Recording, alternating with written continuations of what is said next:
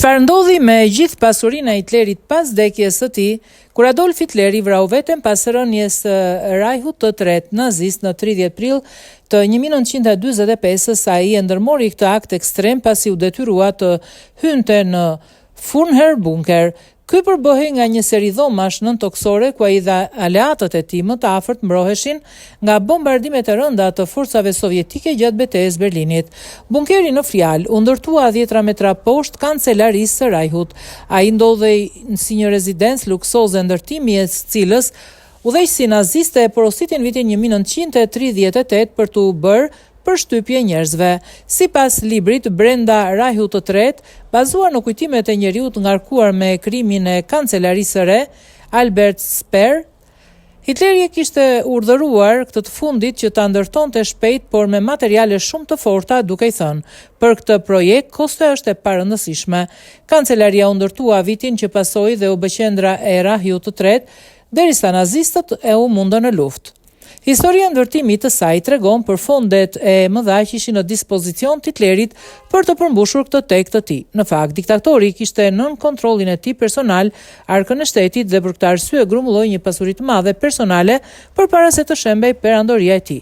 Por sa vlente pasuria e Hitlerit në kulmin e fuqisë së tij dhe çfarë ndodhi me këtë pasuri të madhe?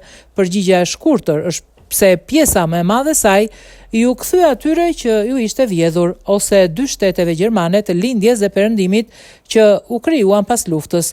Megjithatë, siç ka ndodhur në shumë raste, mbi të u zhvillua një betejë e madhe ligjore ku u përfshin ata që pretendonin se ishin trashëgimtarët e tij.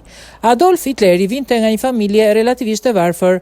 Para shërbimit në ushtrinë gjermane, ai u përpoq të bënte emër si artist në Vjenë dhe shpeshherë me zjarrinte të fitonte bukën e gojës.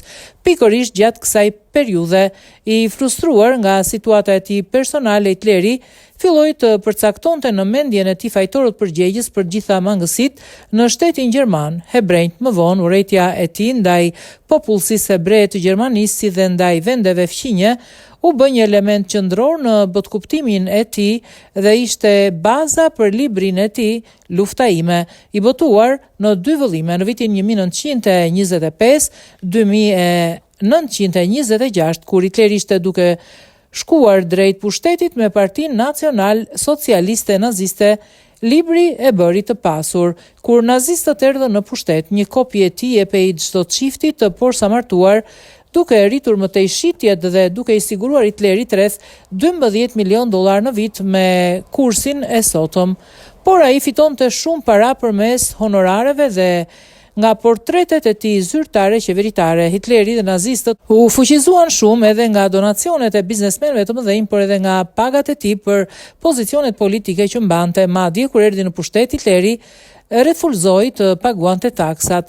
Në vitin 1933 ai shkriu një nga postet e kancelarit dhe presidentit, duke e cimentuar pozicionin e tij si një diktator i fuqishëm që mund të bënte si të donte me financat e Gjermanisë. Një vit më pas u miratua ligji që e përjashtonte Führerin nga taksat.